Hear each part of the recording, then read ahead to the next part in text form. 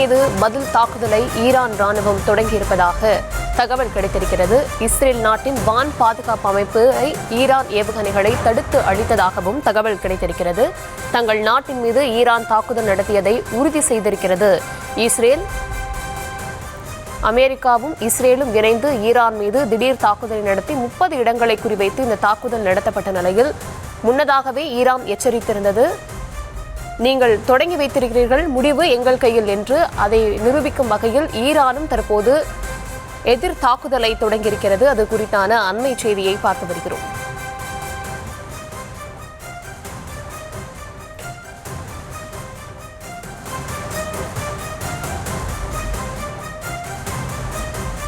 Israel மீது பதில் தாக்குதலை ஈரான் ராணுவமும் தொடங்கியிருக்கிறது. விவரங்களை தர இருக்கிறார் செய்தியாளர் மதியழகன். வணக்கம். ஏற்கனவே ஈரான் எச்சரித்திருந்ததை போல எதிர் தாக்குதலை தொடங்கிட்டாங்க.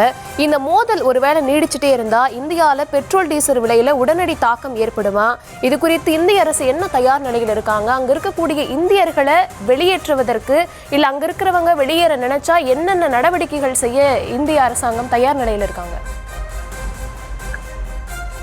இன்று இஸ்ரேல் ஈரான் மீது தாக்குதலை தொடங்கியது. தெஹ்ரானை குறிவைத்து பல்வேறு ஏவுகணைகளை வீசி வான்வெளி தாக்குதல் நடத்தியது. அமெரிக்காவும் இந்த தாக்குதலில் இணைந்தது. அதனை அமெரிக்க அதிபர் டிரம்பும் உறுதி செய்திருந்தார். இந்த நிலையில் அமெரிக்கா மற்றும் இஸ்ரேலினுடைய தாக்குதலுக்கு தற்பொழுது ஈரான் பதிலடி கொடுக்க தொடங்கி இருக்கிறது.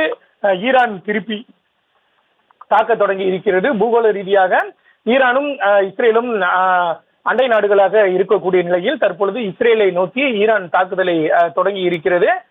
இஸ்ரேலினுடைய தலைநகர் டெல்லவி உள்ளிட்ட நகரங்களை நோக்கி ஈரான் தற்பொழுது ஏவுகணைகளை வீசி தாக்க தொடங்கி இருக்கிறது. இந்த தகவலை இஸ்ரேலிய ராணுவமும் உறுதி செய்திருக்கிறது.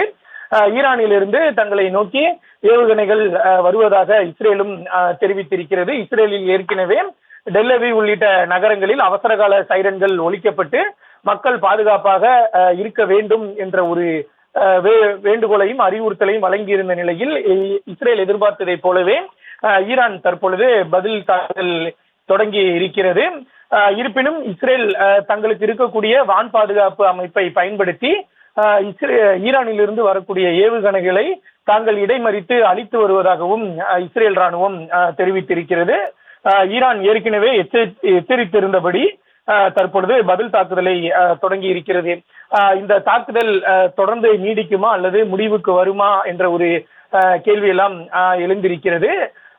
இதனால் இந்தியாவை பொறுத்த வரைக்கும் பெட்ரோல் உள்ளிட்ட விலைகளில் மாற்றம், விலை உயர்வு உள்ளிட்டவை வருமா என்றால் உடனடியாக அது போன்ற சூழல் ஏற்படுமா என்ற ஒரு கேள்விதான் எழுகிறது. ஏனென்றால் இந்தியாவை பொறுத்தவரை ஏற்கனவே ரஷ்யாவிடம் இருந்து தான் அதிக அளவில் எண்ணெய்களை வாங்கி வருகிறார்கள்.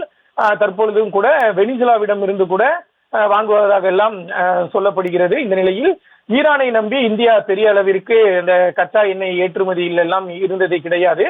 அந்த வகையில் அது போன்ற தாக்கத்தை உடனடியாக இந்த விவகாரத்தில் அது போன்ற தாக்கம் எழுமா என்றால் அது தற்பொழுதைக்கு இல்லை என்றுதான் சொல்ல முடியும். ஆனால் அங்கு இருக்கக்கூடிய மக்கள் பாதுகாப்பு கேள்விக்குறியாகி இருக்கிறது. ஏனென்றால் இஸ்ரேலிலும் ஈரானிலும் இந்தியர்கள் வசித்து வரக்கூடிய நிலையில் இருவரினுடைய மாறி மாறி இந்த தாக்குதல் காரணமாக அங்கு இருக்கக்கூடிய இந்தியர்களை காப்பாற்றுவது, அவர்களினுடைய பாதுகாப்பை உறுதி செய்வது என்பது இந்திய அரசுக்கு தற்பொழுது ஒரு சவாலாக இருக்கிறது. அதே போல விமான சேவைகள் கடுமையான அளவில் பாதிக்கப்படும். ஏற்கனவே நாம் பார்த்திருந்தோம், டெல்லியிலிருந்து டெல்லிக்கு புறப்பட்ட ஏர் இந்தியா விமானம் மீண்டும் டெல்லிக்கு திரும்பிவிடப்பட்டது. அதே போல மத்திய கிழக்கு பகுதியில் பெரும்பாலும் விமான சேவைகள் பாதிக்கப்பட்டு இருக்கின்றன. ஈரான், கத்தார் உள்ளிட்ட பல்வேறு நாடுகளிலும் விமான சேவையானது பாதிக்கப்பட்டிருக்கிறது. குறிப்பாக ஈரான், இஸ்ரேல் வான்பரப்பை பயன்படுத்துவதை அனைத்து விமான நிறுவனங்களும் தற்பொழுது தவிர்த்து வருகின்றன. இதன் காரணமாக விமான சேவையில் பெரிய அளவில் பாதிப்பானது ஏற்பட்டு இருக்கிறது. மேலும் இந்தியாவை பொறுத்த வரைக்கும் இஸ்ரேல் மற்றும் ஈரானில் வசிக்கக்கூடிய இந்தியர்கள் பாதுகாப்பாக இருக்குமாறு அந்தந்த நாடுகளில் இருக்கக்கூடிய இந்திய தூதரகம் சார்பில் தொடர்ச்சியாக அறிவிப்புகள் வெளியிடப்பட்டு வருகின்றன. பொதுமக்கள் யாரும் தேவையின்றி வீட்டை விட்டு வெளியே வர வேண்டாம்.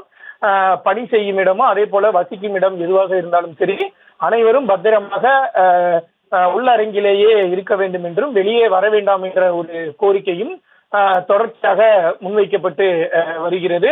அந்த வகையில் தற்பொழுது 2 நாடுகளிலும் இருக்கக்கூடிய இந்தியர்களினுடைய பாதுகாப்பை உறுதி செய்வதில் தான் இந்திய அரசினுடைய கவனம் தற்பொழுது இருக்கிறது.